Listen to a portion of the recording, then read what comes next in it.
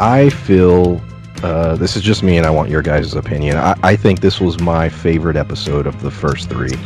And real quick, the reason why, I think for one, I just love the ending. It explains to me what this show is going to be. It lays it out. The two leads, Letty and Atticus, or Tick, whatever you want to call them, are him. Uh, I think this episode also really helped me to understand those two characters more and their relationship. I love the horror elements of this episode. It did everything I wanted it to do, and I love the soundtrack. I thought this one had a particularly really cool soundtrack. Um, but that's my view. Larry, what do you think? Okay, yeah, it wasn't absolutely my favorite or anything. I do like the first episode better because it was such a good setup. But I absolutely see what you're saying. I did love the soundtrack. The soundtrack was very fitting. Uh, as far as Atticus and Letty, I do love that they got over that will they won't they, because a lot of shows Yes. go on with that for way too long. The effects though during certain scenes bother me. Like we mentioned a certain character that kind of bugs me that y'all thought was funny, but it bugs me that I thought it was fun. I thought it was funny too, and that's my problem. I didn't want to laugh during that scene. I wanted to be scared. I Spencer. I felt very Twilight Zone vibes, pretty much from the jump. It was kind of, unsettling the way that the camera angles were shot. This one so far is also my favorite, but I kind of, it's weird though because I got a Goonies meets Twilight Zone vibe from the whole thing because leading up all the way to the end, you're setting up this adventure. So I don't feel like it's just scary. I feel like this is a quest. Like, we mentioned Gravity Falls, D&D, like all these things. I got more of that vibe in this episode than any of the other episodes, and I like that actually. Yes. Before we go any further, welcome to Pulp Mythos. I'm Brian here with Spencer and Larry. And yes, every Sunday night we discuss Lovecraft Country. A lot of content coming to the channel. Please hit that subscribe button. We're trying to hit 100 subs before Tuesday. We're at 96 as of this recording. We're so close. Please, if you're digging our content, hit the sub button. Like I said, we got a lot of content coming. We're going to be covering The Boys, Raised by Wolves. It's gonna be one hell of a week. So, and there's some Tombstone reviews coming up. We also did Bill and Ted, which is already up on the channel, so go check that out. But talking about Lovecraft Country, this picked up. I don't. This is there's a bit of a time jump, not a massive one, but a little bit of time has passed because George, was killed in the second episode, and they skipped the funeral. All that stuff has already happened, and we're settling into what life is like, post George. I Yeah. I thought it was cool that they showed with Hippolyta. Yeah. I always have a hard time pronouncing her name. I see it all the time, but Are you they talking about do- the Nope. scene with the book? yeah, like everything with her, she's having a really hard time processing this, which a spouse, Rightfully so, yeah. rightfully so, and everyone else around her, although that they were all close to him too, are all moving forward a lot easier, which shows that it is a little bit of time has passed because it the ones close to him, they're still feel it, but they weren't with him every day. They weren't relying on him. They weren't spending every free moment with him. Like you can see how much is affecting her, and I thought that was, I like that they showed that it's still truly bothering her. Uh, Well, you see, how everyone else is trying to move forward. you see that it's bothering the daughter a lot too, and she's just trying to sort of appear stronger because it's what her mother needs right now. Especially during the scene with the Ouija board and the scene where they're setting up the table for dinner and she just stares at the spot where presumably her father would have been for a little while until she just kind of snaps out of it. Letty ends up coming into some money and decides to buy the scariest looking house ever built. The setup for the scene is definitely, this is a white neighborhood, and her sister is just, afraid, hey, you want to move into this neighborhood, it could be dangerous. Um, but also, I'm like, damn, look at that house, man. It's like that's some scary shit. But she ends up getting the house, and the decision is, I believe that she said there's 13 rooms, and she's going to move a whole bunch of people into the house. Of course, And it's 13. exactly, and Atticus shows up, and he wants to stay there because he already within 2 minutes of speaking with his father, they it already turned into a shouting match. Did you notice his record collection? How damn big it was. I didn't. Yeah. It was very impressive record collection. But so he ends up in the house, and immediately he's gonna leave, but once the neighborhood shows up, if you will, he realized he's gonna stay and try and help out. Now this was bizarre to me. Like, how much hate has to be in your heart that you're gonna have horns going 24/7 in your neighborhood? Because at first I was like, when they put the bricks on the horns in the cars, at first I was like, oh, it's just a temporary thing, like, what I mean, for that moment they're just letting them know, hey, we're here, we don't want you here. Right. But then you realize, no, that shit, they left that. And I'm like, their houses are like right next door, so I'm like, holy shit, the whole neighborhood has to listen to the damn horns 24/7. Yeah, They're yeah. willing It's kind of setting your house on fire, so everybody else has Yes. to choke on the smoke. Yeah, Yeah. they're willing to deal with the inconvenience of that to inconvenience somebody else. Yeah, I was like, damn. Yeah, that was wild. The Fuck a whole that bunch of noise. creepy shit started. Yeah. A whole bunch. Yeah, I mean, we've all lived in apartments where somebody's horn starts going off or whatever, and Yeah, or and everybody comes out like, what the hell? Right. the amount of sleep that would be lost because, like me, I sleep with a small box fan on all the time, kind of the white noise type thing. But I can tell you now that that's not white noise. Actually, Fuck I was technically, about to say I it was disagree. white noise. dude. It was very much white noise. Yeah. But I'm glad that your mind went there too. Like, it immediately popped in my head. That was complete. Well, yeah, All right. that's probably how they were able to sleep then. So the I lost track of thought. Here we go. A whole bunch of creepy stuff starts happening in the house. So we're immediately shown that, yes, in fact, this house, there's some ghosts or something going on. We have the woman dragging Letty's covers off of her. We have something going on in an attic, not attic, excuse me, in a cellar. Yeah, it's like a basement, or it looks like a cellar, like a cellar door on this like basement. Then you have this room opens up, which I'm assuming this scene is going to be very important later, because as you noticed, the machine was not there later when the guys come in the end.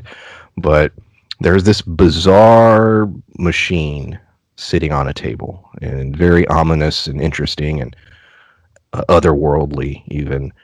And so you have all this weird things happening. And yeah, how did you feel about those scenes, Larry? I know we'll talk about the CG towards the end, but specifically those creepy scenes. Well, yeah, a lot of those, I thought those were set up really well. Like Spencer mentioned the cinematography. The cinematography on that was great, and it did give me a feel of those old horror series you used to watch back in the day, like the Twilight Zone. A lot of that was great. In fact, I wish there was more focus on that than those scenes. There kind of was, but I wish they did more scenes like that instead of the scenes that we're about to mention later with the CGI, because I really dug those. It kind of takes me back to the early seasons of Supernatural, when you'd have setups like that. Back when it was a monster of the week kind of thing, and they had a very low budget, a lower budget than this, I'm sure, and they would create horror from moments like that, where the scene where we have scenes like where the elevator, goes up and nearly takes your head off, or in Supernatural, for example, I was about to bring up the racist truck, but that's not a good example. But yeah, I guess it kind of is. It's a good way to be cheap and still have an element of horror. Yeah. I liked, the full episode. Like I said, it was my favorite so far. But when I think of horror, I don't think of things like jumping out at you or anything. It's about feeling uneasy, and this didn't rely on like jump scares. Even when the blanket was getting pulled off Letty and all that stuff, it wasn't like jumping out at you. It just felt uneasy and kind of creepy. And Well, this yeah, whole episode was like that, and I commend them for that, because that's personally what I enjoy. So well, yeah, and I agree with you on that. But scenes like, and I'm just gonna go ahead and talk about it. Scenes like with Babyhead Man, it just kind of break that tension for me. That's I get the same thing out of horror that you do, where it's the setup, it's the tension, it's what may happen, but when something does happen and a baby-headed man shows up, that breaks it for me. it reminded me of Harry Potter. that happens in the when they go to the Department of Mysteries. A baby-headed person. I'm gonna have to go back and watch that. Their head falls into like one of the time like crates, and they like go back to being a baby, and then their head's just walking around with the baby. Jumping ahead to that sequence specifically, I completely know what you mean as far as it taking you out of the horror for a moment. Because I did laugh a little. I was like, oh shit. But at the same time, I was like, if I open my door right now, and a full grown body with a baby head was standing there, It that'd be would the most scare the hell out of you. horrifying shit ever. Uh, Yes, absolutely. And it reminded me a lot, that whole sequence with all the mismatched body parts. It was very, and the science, which we're jumping ahead, but who cares? The scientist, the central villain of the episode, was very much like Herbert West, Reanimator, Yeah. which is a Lovecraft story. And if you've read the story or seen the films, he has a god complex. He's this obsessed scientist with wanting to figure out how to, make eternal life. Which interesting. That's referenced in the end of the episode. So it was very much a Herbert West type character, but there were also elements of House on Haunted Hill, as far as the way the way the ghosts came in to sort of join together to defeat the evil that was in the building, which was the scientist's spirit or whatever. But I definitely understand what you mean about the effects. They weren't perfect. They were because like you said, it was computer Right. effects, and yeah, there was, it was a little shoddy here and there, but for the most part, it didn't bother me personally. It didn't bother me either, but something like that, I don't know how hard that would have been to do practical effects. I used to watch that show on Sci-Fi, the Face Off, where they did the different, costumes and makeup and all that stuff. Even like the baby headed thing, they could have, used a guy and, the latex and like all this stuff and put like a head on top of, this body. And it just bummed me out that they used CG instead of practical effects, but I didn't hate it. And that's kind of my point, that practical effects would have been much better for this. And it feels like, and this is kind of what I imagine going on in the writer's room. It feels like, well, I mean, never mind, I can't even say this because Jordan Peele didn't write this, did he? He just kind of produced it? Correct. Okay, so I can't say that because I was going to say, I just imagine him in the writer's room going, hear me out, baby-headed man. I mean, I mean, I don't know. He could have definitely been in that conversation, but he's not credited as a writer. It's an SNL sketch. Have you ever heard Hannibal Buress talk about when he was writing? on SNL. Uh, He's got a whole stand-up thing about it, and he's just talking basically like that. He's like, "All right, guys," and he comes up with the most wild shit because he just wants the the guest of the week to read it. That's pretty funny. um, so as we said at the top, we don't have to sit and wonder, is Atticus and Letty going to get together? This episode sort of jumps into that, which I was happy about. I mean, obviously the relationship could go through issues or even end, but we've already jumped to the fact that we have the moment where she's dancing with the guy, which was irritating me because it's like she's just screwing with him, and Atticus That's is a watching. very real thing though. It's That a happens a very lot. real, If yeah. you're moving too slow, I that's typically what I think we happens. all felt that scene. But it leads to they hook up straight up in the bathroom, and then we find out later that it was a first time. So interesting. Well, yeah, and that's a decent touch too, because you often find out that people that you think are leading the wildest lives are really some of the more mundane people you know. And yeah, because I had a feeling about her character anyway, and it's kind of hinted at because she was a part of what his sci-fi club when they were kids. Yeah, she was part Yes. of the nerd squad, and she ran track. She was an athlete and all this stuff, but she wasn't as outgoing until more recently. Right. So that, yeah, it wasn't surprising. I didn't know, but I wasn't surprised. I was like, oh shit.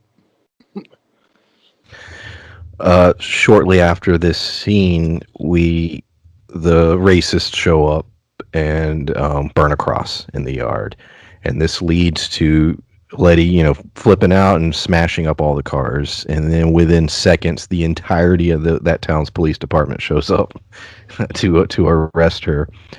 And then we have a scene which and I really want to talk about this scene because it ties into the ending in a big way, I think. We're introduced to this cop, and he begins to torture her basically by using the vehicle as a means to do so. Because she's unrestrained and she's being bounced back and forth. And he's basically pumping her for information. He wants to know why she bought the house, how she bought the house, what she knows about it. And I was very puzzled at first, as I'm sure everyone was, as to what exactly is going on. Because initially you think, oh, he just wants, he doesn't like African Americans, he wants them gone. But then you're feeling, well, there's something more to this. And we do learn that cop has ties to the scientist that was living in the house. How deep are those ties? And who else is tied to these things? In other words, now we have a cop. Is there any political figures within that town? You know what I mean? How deep can this thing go? And that also ties into the greater story arc, possibly for this season, which we discover later on. He may be a big part of this show for a while. Yeah, hell, he may be a part of the show for the rest of the season. For all we know, he might be the focus of the rest of the remaining episodes. Well, remember they said the Herbert type guy, he stole some of the pages from that Book of Adam or whatever. Yeah, that's what I was kind of dancing around. But, That he stole those pages, and the cop was partnered with Herbert. So, well, who's to say that he didn't form his own like sub faction, right, or has his own group of followers? Who's to say that we don't know who all is involved in that? So, there was a lot of guys at the lodge. Who's to say that the Herbert guy, Winthrop or whatever, didn't have his own group of people also that were loyal to him? So which, now, who all are they? well, yeah, and that's a good touch too, because now, unlike the lodge members, or at least the ones that believe in their traditions and everything, these other factions, these groups of people that have the other pages and everything, they wouldn't feel any sense of obligation to listen to Atticus at all. Because the lodge members, by their bylaws, Atticus was technically in charge. Yeah, and if they've already left the group, They don't That answer then to that any of those means people. that means nothing to them. So, Atticus has no sway in that sense. Letty, I thought this was a cool scene. I'm curious if you did. The scene with the pictures. So Letty is starting to solve. I also love her detective skills. Like that's something that I think is going to carry through the rest of the show, but Letty is very much, she's been the one that when things are down, she's able to, get the group together, help escape, all those things. But now in this episode, she's solving mysteries. Like literally, she's pulling history and newspaper clips, and when she pulls all the pictures down and forms the shape of the face and it rises out. I liked all that stuff. Her and Atticus at the bar, talking about, what was going on, and her, coming up with her theories and everything. I really like that element of the show, and I'm very excited to see where it goes, for the remainder of the series. So Well, yeah, I Steve, actually like that quite a bit myself. That we got a bit of detective work, and it was her, and it makes sense with her being a photographer and everything, and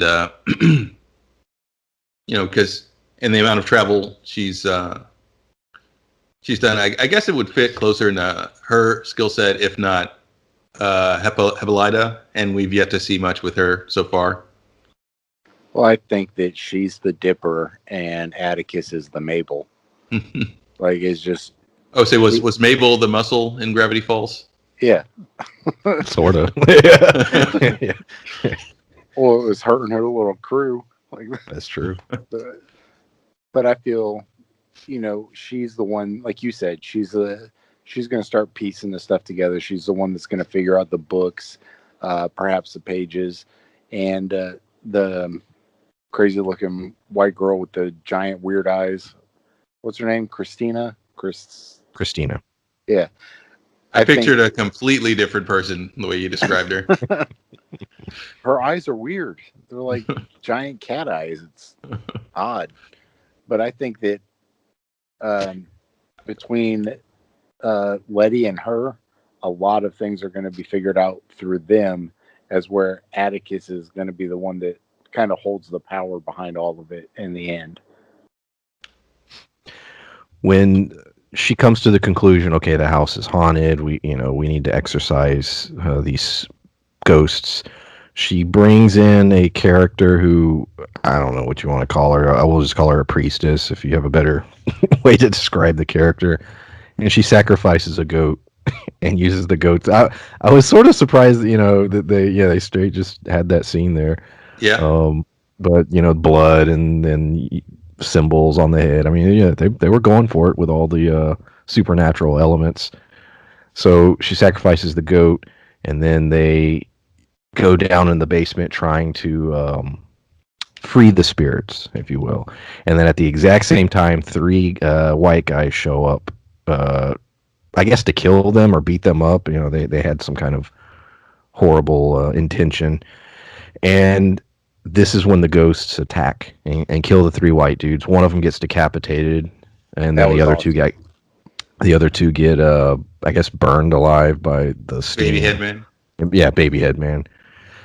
And then Atticus gets possessed, and then Letty is able to, which I thought was interesting. She was able to gather the ghosts together and explain to them that you have power and help, and they all work together. This was the part that reminded me of House on Haunted Hill, Hill's ending, and defeat the scientist and I guess banish him to hell or whatever. Yeah. So long sequence, a lot going on. Went, like I said, from the killing the goat to, which I'm sure obviously was fake, but from that scene on, just completely embracing supernatural elements. I loved that.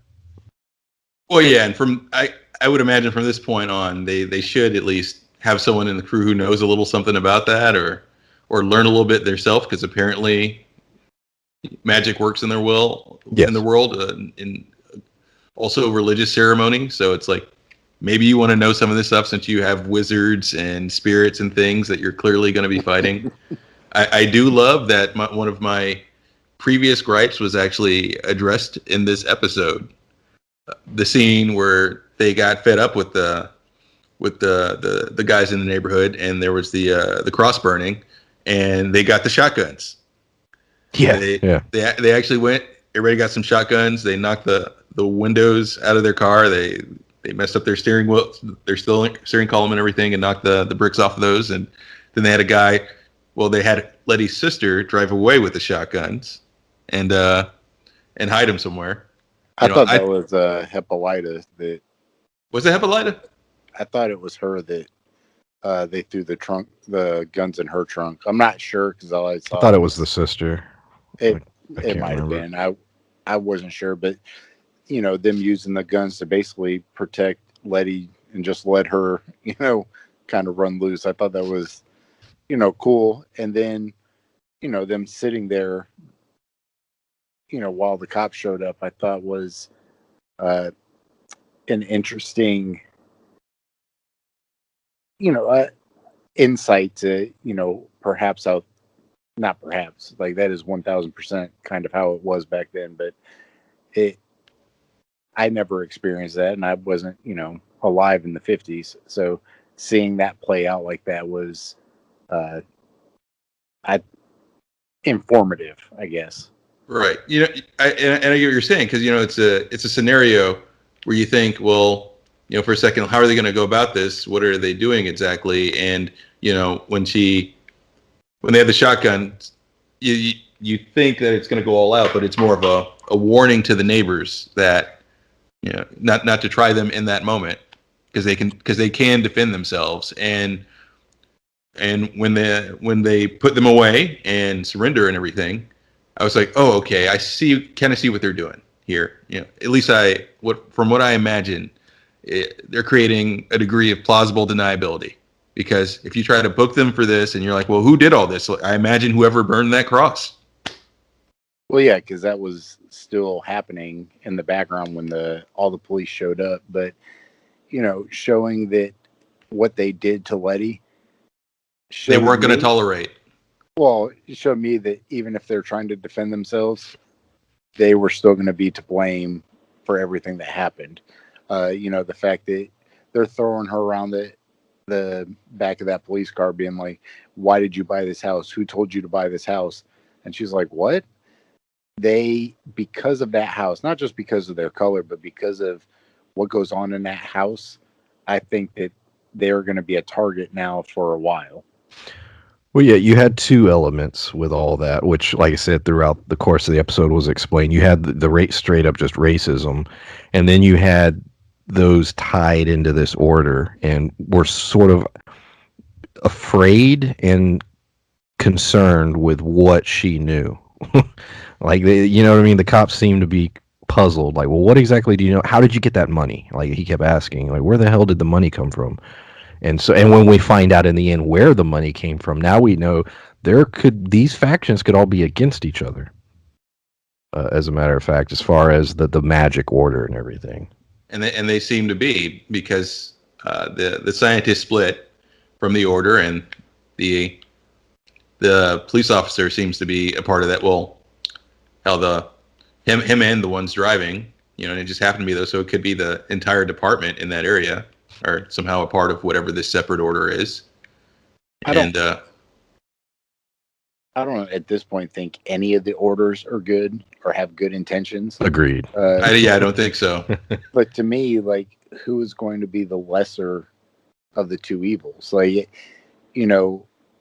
obviously the ghost man is an awful human being, but what was his intent with the paper? Like, I'm not 100% sure. And we know that the Book of Adam people, the people at the lodge were not any better. So in the end, is there going to be another faction? Is there going to be a group of people who kind of, try to have Atticus champion them and find out something different? I don't know that these other people are going to be the last group of people going after the Book of Adam stuff. Yeah, because I still don't trust Christina. I mean, she, at all. I think they'll be working with her for a while, but in the end, who knows what her intentions are. She seems a little more pragmatic than the people from the lodge that we saw previously. She seems to be working with Atticus or whoever as long as it meets her goals. She doesn't care as long as her goals are met. We discover. Oh, go ahead. I was going to say, and we also haven't seen her friend this episode, so who knows what's up with him, what his angle is. He's in the preview for next week. I was getting ready to say that. Oh, I didn't even watch that yet. Oh shit! Yeah, you watch that. I just fast forward through the credits and watch it. Yeah, that's what I typically do. So we get a shot at the end of the elevator going all the way to a sub level, and if you notice, there are these like little rune inscriptions that light up as it's going down, which I'm assuming means that it's magically protected, so that not just anybody can go down there. You know, and we discover there's this cave system. So there's some shit going on underneath that house, and we see all these bodies. The three white guys are down there, but also a whole bunch of other bodies are down there. And then yes, Christina pops in and basically tells Atticus, "Hey, you know," she lays out. We've been discussing it the whole episode, but I need that book. I need those pages. You need to help me. And I like the whole line about how difficult magic is, and most guys only learn like a spell. Like they only get good at like one thing, you know. And her father was the sort of immortality or the invincibility, in which he had to turn off that spell in order to do the ritual that killed him in the last episode. But I do like that, you know, the explanation that magic is not easy in this world, and that most, even your so-called powerful wizards, only learn like a spell. Well, I took that cool. I took that more, unless I was hearing it wrong, as you only create one spell, and there's little smaller things that have been pre-established that you maybe may learn over a lifetime, like the runes that they have, like the barriers that they create at the entrance of their town, that kind of thing.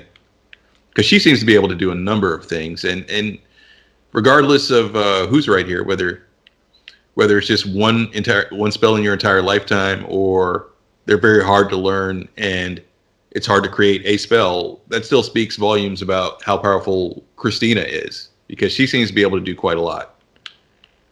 So yeah, appreciate everybody listening. Like I said, a lot of content coming. If you enjoy what we do, please hit that sub button, and we will see y'all later. Later. Bye.